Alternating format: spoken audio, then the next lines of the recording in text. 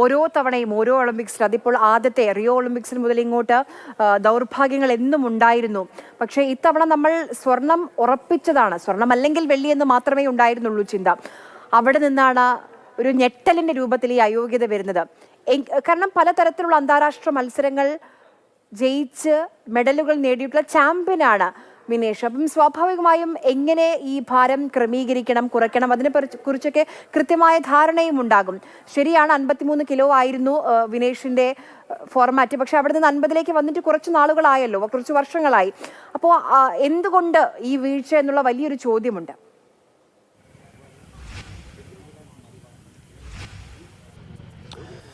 ആര്യ, തീർച്ചയായിട്ടും എന്തുകൊണ്ട് അതിലൊരു അന്വേഷണം ഉണ്ടാകും, അതല്ലെങ്കിൽ ഒരു തീരുമാനം വൈകാതെ തന്നെ ഒരു അറിയിപ്പുണ്ടാകും എന്നുള്ള കാര്യമാണ്. ഞാൻ ഇപ്പോഴുള്ളത് ബലാലിയിൽ തന്നെയാണ്.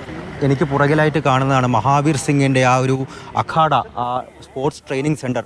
ആയിരക്കണക്കിന് കുട്ടികളെയാണ് ഇവിടെ മഹാവീർ സിംഗ് കൈപിടിച്ചുയർത്തിയത്.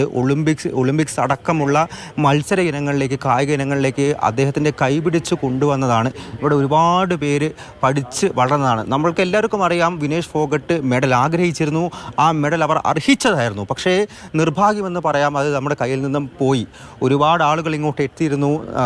വലിയ സ്ക്രീനിലെല്ലാം തന്നെ ഈ മത്സരം കാണാൻ വേണ്ടിയിട്ടും അതുപോലെ തന്നെ മധുരം വിതരണം നടത്താൻ എല്ലാ സജ്ജീകരണങ്ങളും നടത്തിയിരുന്നു. പക്ഷേ ഒരു നിരാശ മാത്രമാണ് ബാക്കി. ഇവിടെയുള്ള ആളുകളുടെ മുഖം നോക്കിയാൽ മനസ്സിലാവും ആ നിരാശയുള്ളത്. നമുക്കിപ്പം ഒരു ഇവിടുത്തെ പ്രദേശവാദി ചെയ്യുന്നുണ്ട്. आपका नाम क्या है चाचा? शेर सिंह नाम है जी मेरा। मैं जो मिनिस्टर जो है उसका ताऊ जी हूँ, महावीर पहलवान का दोस्त हूँ मैं जी। विनेश को चाहिए था, उसको राइट था उसको मेडल का। पड़ोसी गाँव है मेरा, यहाँ से 2 किलोमीटर है, रामबलवास गाँव है। तो मैं महावीर साथ कभी से प्रैक्टिस और करते रहे, फिर बच्चों को करवाते रहे। हमारी 67 और 68 साल उम्र होगी दोनों की। तो ज़्यादा हम क्या कहें, ज़्यादा कमज़ोरी की बात दिखाएंगे तो आगे की जनरेशन का हौसला टूट जाएगा। पूरे मीडिया को पता है, यूएनओ को पता है कि क्या हो रहा है किसी के साथ। कुछ भी जो वर्ल्ड लेवल की जो बातें होती हैं वो कोई छोटी बात नहीं होती।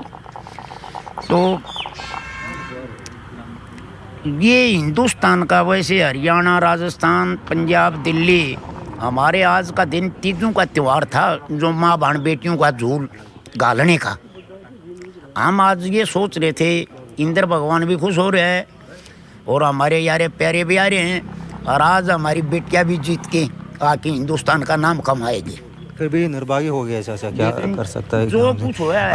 എന്തായാലും ഇപ്പോൾ നമുക്ക് ദൃശ്യങ്ങളിൽ കാണാനായിട്ട് സാധിക്കും. ഇവിടെ ഇപ്പോഴും മഹാവീർ സിംഗ് ജി ആളുകളോട് സംസാരിക്കുന്നുണ്ട്. കൂടുതലധികം മാധ്യമങ്ങളെല്ലാം തന്നെ വന്ന് അദ്ദേഹത്തിൻ്റെ പ്രതികരണം എടുക്കുന്നുണ്ട്. ഇവിടെ ആളുകളെല്ലാം തന്നെ അദ്ദേഹത്തെ ആശ്വസിപ്പിക്കാൻ വേണ്ടി ഒരുപാട് പേര് എത്തിയിട്ടുണ്ട്. ഞാൻ പറഞ്ഞ പോലെ ഇത് അദ്ദേഹത്തിൻ്റെ ഒരു സാമ്രാജ്യമായിരുന്നു. ഒരുപാട് കുരുന്നുകൾക്കും അതുപോലെ തന്നെ യുവത്വങ്ങൾക്കും എല്ലാം തന്നെ ഒരു ഭാവി ഉണ്ടാക്കി കൊടുത്തത്, കായിക ഇനങ്ങളിലെല്ലാം തന്നെ ഒരു ഭാവി ഉണ്ടാക്കി കൊടുത്ത അദ്ദേഹത്തിൻ്റെ ഒരു സാമ്രാജ്യം കൂടിയായിരുന്നു ഈ നമ്മളീ കാണുന്ന ബലാലി ഗ്രാമത്തിലെ മഹാവീർ സിംഗ് സ്പോർട്സ് കോംപ്ലക്സ് എന്ന് പറയുന്നത്.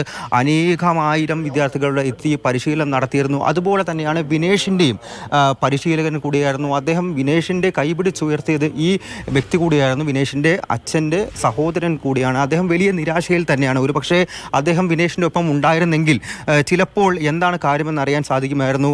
ഇങ്ങനെയൊരു അവസ്ഥ വരില്ലായിരുന്നു എന്നുള്ള കാര്യം കൂടിയാണ് അദ്ദേഹം പ്രതികരണമായിട്ട് പറഞ്ഞിരുന്നത്. ഇപ്പോൾ നമ്മൾ നേരെ പോകുന്നത് ഈ സ്പോർട്സ് കോംപ്ലക്സിലേക്കാണ്. അദ്ദേഹത്തിൻ്റെ സ്വന്തം അധ്വാനത്തിൽ കെട്ടിപ്പടുത്ത സ്പോർട്സ് കോംപ്ലക്സിലേക്കാണ്. ഇവിടെ ഗീതാ ഫോഗട്ടിൻ്റെയും ബബിത ഫോഗട്ടിൻ്റെയും വിനേഷ് ഫോഗട്ടിൻ്റെയും എല്ലാം ചിത്രങ്ങൾ പതിച്ചിട്ടുണ്ട്. അവരെല്ലാം തന്നെ ഈ ഗ്രാമത്തിലുള്ളവർക്ക് ഒരു റോൾ മോഡലായിരുന്നു. നമ്മൾ ഈ ദംഗൽ സിനിമയിൽ കണ്ട ആ ഒരു ഗ്രാമം കൂടിയാണ് ആര്യ ഇത്. ഇവിടെയുള്ളവർക്കൊരു റോൾ മോഡലായിരുന്നു എന്ന് വേണമെങ്കിൽ പറയാനായിട്ട് സാധിക്കും. ഈ വനിതകൾ, ഈ പെൺകുട്ടികൾ, ഇത്രയും കുരുന്നുകൾക്കെല്ലാം തന്നെ ഒരു പ്രചോദനമായി മാറിയ അവരാണ്. ഒളിമ്പിക് മെഡൽ എന്ന ഒരേ ഒരു ലക്ഷ്യം കൂടിയായിരുന്നു അവർക്കിനി കരസ്ഥമാക്കാനുണ്ടായിരുന്നത്. അവിടെയാണ് നിർഭാഗ്യമെന്ന് പറയട്ടെ, അയോഗ്യത അവരുടെ കയ്യിൽ നിന്നും ആ മെഡൽ തട്ടിയെടുത്തിരിക്കുന്നു. ഇന്ന് രാത്രി ആ മത്സരം നടക്കും. സെമി ഫൈനലിൽ ആരെയാണോ വിനേഷ് പരാജയപ്പെടുത്തത്, ആ ക്യൂബൻ താരം അമേരിക്കൻ താരത്തെ എതിരിടും.